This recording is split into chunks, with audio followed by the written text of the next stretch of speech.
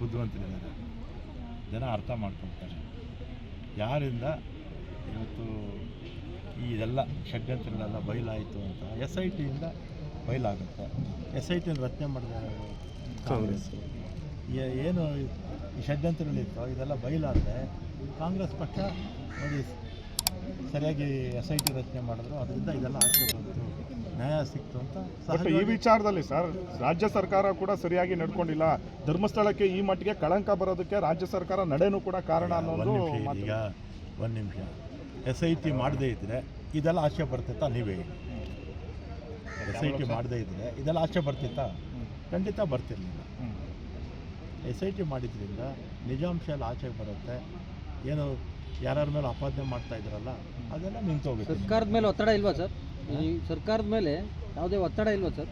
ಏನಕ್ಕೆ ಒತ್ತಡ ಇದೆ? ನಾವು ಯಾವ ಒತ್ತಡಕ್ಕೂ ನಮ್ಮ ಸರ್ಕಾರ ಮಾಡಿಲ್ಲ. ಈಗ ಎಡಪಂಥೀಯರ ಒತ್ತಡಕ್ಕೆ ಮಣಿದೆ SIT ರಚನೆ ಮಾಡಿದ್ದು ಅಂತ BJP ಅವರು ಹೇಳ್ತಿದ್ದಾರೆ.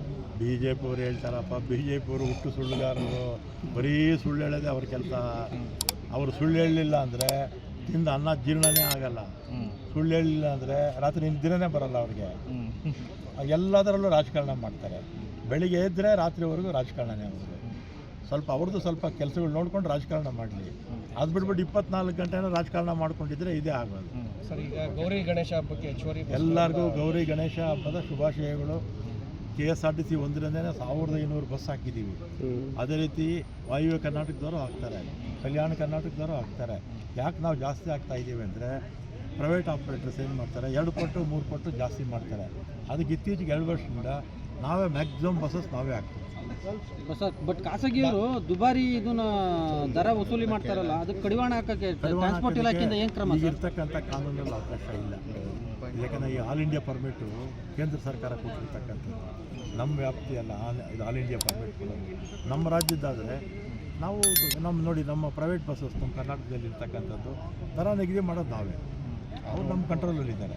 ಅದಕ್ಕೆ ಮುಂದೆ ಕಾನೂನು ಸರ್, ಹಬ್ಬ ದಿನಗಳಲ್ಲಿ ಕರ್ನಾಟಕದಲ್ಲಿ ಇದು ದುಬಾರಿ ಇದನ್ನ ಇದು ಮಾಡ್ತಾರೆ, ರೇಟ್ ಫಿಕ್ಸ್ ಮಾಡ್ತಾರೆ. ಸರ್, ಬೈಕ್ ಟ್ಯಾಕ್ಸಿ ಏನು ಸರ್?